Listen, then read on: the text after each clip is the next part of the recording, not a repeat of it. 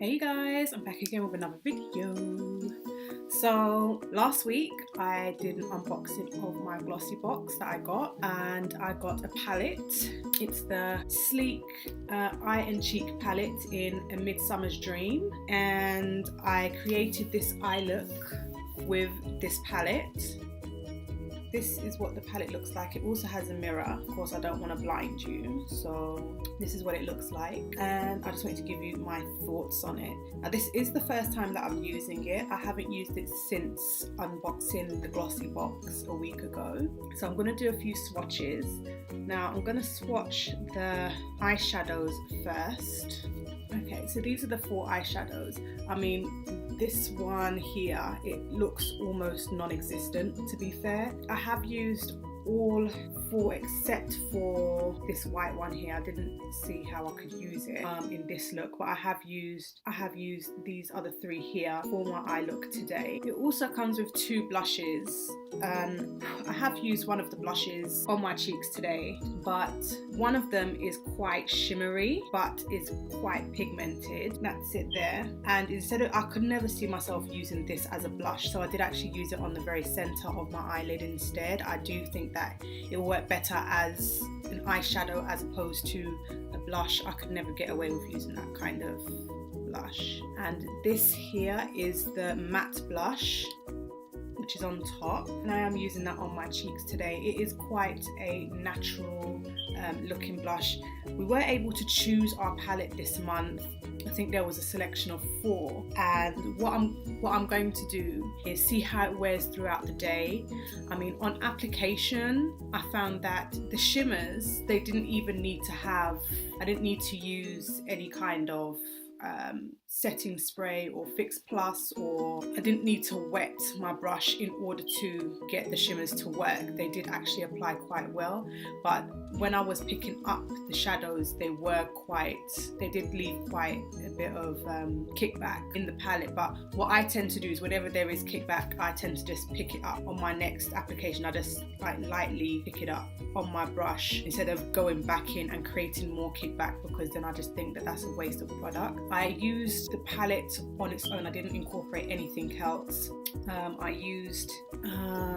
I did actually use this one here as my transition colour. I didn't want to use an additional palette. I just wanted to be able to use this palette on its own without having to incorporate a second palette. So I did use this one as my transition, use this one in the crease, use this one on the outer edges, and use this one here as the centre of my lid colour. The only colour in the whole palette that I didn't use, as I said, was this white here, but it does come off on my fingers quite opaque. There's a lot of pigment, but I am going to go throughout my day, see how I like the palette, see whether or not the colour fades, and see whether or not the colour on my cheek fades. And if it does, like when it comes to blushes, they do tend to fade. That's probably one of the first things that tends to fade in your makeup, or that I've found anyway. So I guess it's a question of how long it takes to fade. So I will see you in a few hours. Bye. Hey guys, so it's been about 6 or 7 hours. I am being joined by the marvellous Mr. Blakey.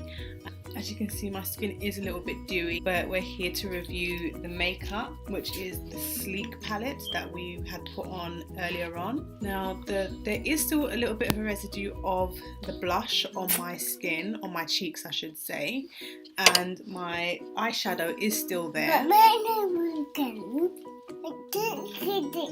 Yeah, my eyeshadow has held up throughout the whole day. I did use Too Faced Shadow Insurance eyeshadow primer, which is my favourite eyeshadow primer for this reason exactly. It's almost like it glues the eyeshadow on, and for the price point of this, I mean, it is about a tenner from what I remember correctly. Sleek is not that expensive, so for the price point I would definitely recommend it, especially as it does have longevity. Again, I would definitely recommend it. My cheeks, I would need to touch up I would need to touch up my blush. As for my blush, I would need to retouch it if I wanted to wear it for a longer period of time, but there is still a residue of the blush still on my face. This lighting is not the best, so I don't think you can really see it too much. I mean, you can see some of it here, but it's just not, it doesn't pack as much of a punch as it did earlier on this morning when I first put it on. But overall, would I suggest or recommend this palette? I definitely would, simply because you do get a nice selection of shades, which I think pretty much anyone can wear.